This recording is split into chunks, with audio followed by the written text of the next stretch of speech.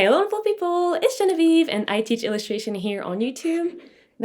And this is Waffle, who apparently wants to be the star today. Now, a few weeks ago, I got this comment, which made me realize that a lot of basic features in Procreate are kind of hidden. What do you mean there's not a button just to add drop shadows or outlines? So we're fixing that with this new series I call Procreate Loves Hiding Simple Features in Random Places, so I'm finding them for you. Today, we're talking about a truly hidden feature that once you know about can literally save you hours or can make you want to throw your iPad on the wall. If you know, you know. The start of this episode is the one and only reference layer feature. So reference layers is something you can activate on one layer to tell Procreate that this is the line art and that these lines are the ones you want to use as your boundaries for any and all color dropping you're doing in this canvas. But hear me well here, one layer. If you activate it on any more than that, that's when you're entering the iPad throwing territory I mentioned. Reference layers is a really helpful feature because it is just a generally better idea for your workflow to keep your line art separate from your colors. But if you do that and you don't know about the reference feature layer, that means you have to go in and manually fill every section of color, which takes way longer. So to use the reference layer feature, you want to start with a layer with only your line art on top of your layer list, just like this, and then double tap on it to open the hidden layer menu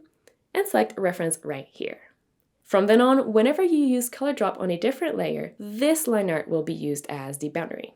And just like with regular color dropping in Procreate, you can adjust the threshold, so how much or how little of the shapes are being filled, by dragging your pencil or your finger on the screen towards the right to fill in more of the shape, or towards the left to fill in less of the shapes. And adjusting the threshold, I would say, is essential because otherwise you're going to get that thin white line between your colors and your line art. And so it is really important to take the time to do it well. But the good news is that the threshold amount will stay the same within one canvas once you set it. So you really only should have to do it once per illustration. Now, once you're done filling your colors, don't forget to deactivate the reference layer feature on your line art layer to make sure that the app behaves as expected for the rest of your drawing process. If you're trying to add your textures, your shadows, your lights, and all of those with the reference layer feature activated, you're again risking entering the iPad throwing territory. Now, I want to know, what else are you trying to do in Procreate that the app is making extra hard for some reason? Is it drop shadows? Is it outlines? Is it something else? Please let me know in the comments because I am determined to figure it out for you. In the meantime though, check out this playlist to discover other hidden Procreate features and make sure to subscribe right here so you don't miss more tips just like this one.